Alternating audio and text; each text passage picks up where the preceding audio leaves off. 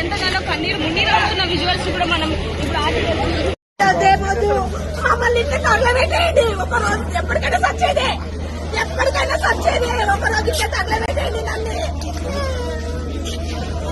ఈ కొట్లాటలు, ఈ కొట్టలు ఇవన్నీ చేయకండి. ఒకరోజు తగలబెట్టేయండి.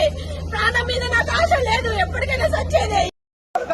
అరే లంజా కొడుకని నా బూతులు మాట్లాడలేదు చేపటికండి. ఇప్పుడు వస్తున్నాయిరా, ఒక్కటి పనికి రాకుండా చేశాడు తెలుసా. నాకు అసలు బూతులే రాకుండా కనీసం సామాన్యంగా పనికి వస్తుంది కదా. సామాన్ కోసం మనం మాట్లాడుతున్నాం కదా.